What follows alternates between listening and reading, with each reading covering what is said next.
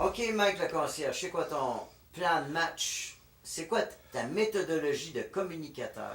Après avoir réfléchi depuis un sacré bout de temps, là, je commence à...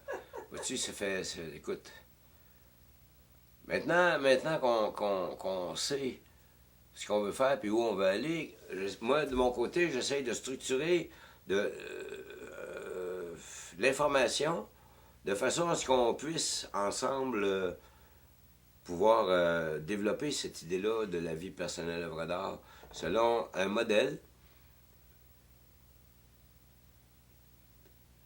universel pour à peu près tout le monde, quoi. Simple, simple, simple.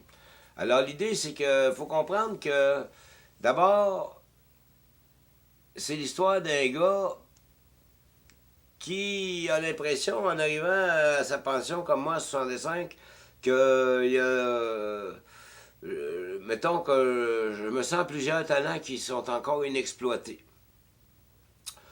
Ben, j'ai pas pu les exploiter, simplement, une question de circonstances dans la vie, mais là, je me dis, il y a peut-être moyen de changer ça. Alors, vois-tu, moi qui étais finalement, qui rêvait d'un avenir extraordinaire, je me suis retrouvé dans le fond de ma cave avec concierge parce qu'il fallait simplement survivre et puis prendre au quotidien de façon à briller les fins de mois et tout. Et quand en fait, avant ça, il y a une partie de ma vie où j'étais comme sur une étoile filante, moi là. Et puis ça allait bien, la vie était belle. Et tout d'un coup, ça a changé, puis je me suis retrouvé avec, disons, très en danger de perdre le petit peu de ressources qu'on a, ma femme puis moi, pour passer une vieillesse honorable, pour dire, voilà, honorable au moins. Hein?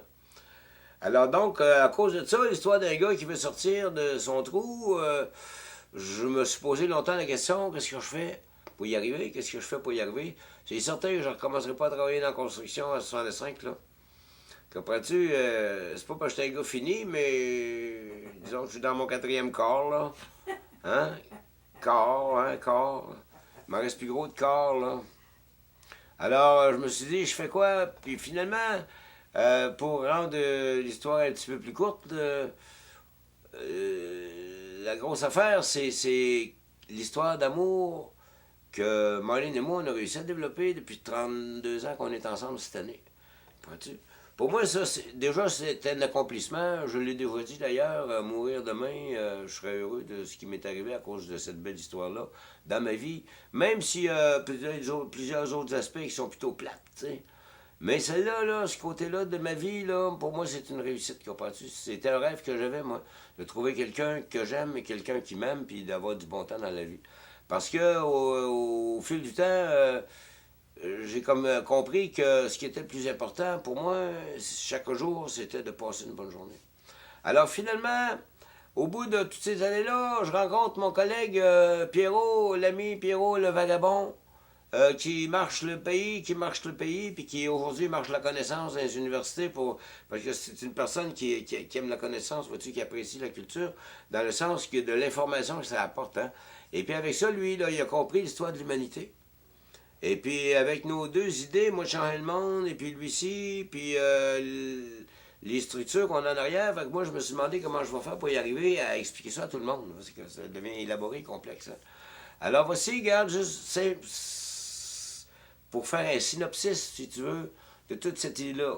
Il y a un gars qui veut sortir de sa cave, qui aime sa femme, puis pourquoi il veut sortir de sa cave? Pour pouvoir trouver les ressources qu'il faut pour prendre soin de sa femme qu'il aime beaucoup, de façon honorable jusqu'à la fin de ses jours. Puis là, il décide, il va faire quoi dans la vie? Ben, regarde, vu que physiquement, ça va un petit peu moins vite qu'avant, il a décidé qu'il faut qu'il se trouve une idée qui vient de là. Puis là, il a décidé de suggérer une histoire d'amour universelle à tout le monde. OK? Puis là, tout à coup, apparaît son collègue, le vagabond, qui arrive 35 ans plus tard de la route, et puis cette histoire-là d'amour que ces deux-là, ils ont ensemble, ça devient comme une extension vers l'amitié, vois-tu? L'accueil, l'amitié. Alors, on s'est retrouvés les trois de l'équipe à bâtir ce qu'on appelle ensemble aujourd'hui la grande idée, le pays œuvre d'art.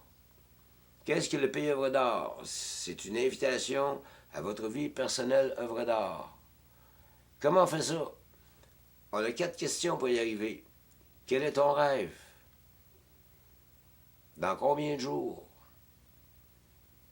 Qu'as-tu fait pour ton rêve aujourd'hui? Et comment ton rêve prend-il soin de la beauté du monde? Ça, c'est la structure de base. Après ça, Michel, le concierge, présente le pays œuvre d'art et aujourd'hui, choisit une idée, un thème. On a parlé aujourd'hui de ce qui s'en vient d'avant pour aujourd'hui, c'est l'idée de la méthodologie du travail intellectuel.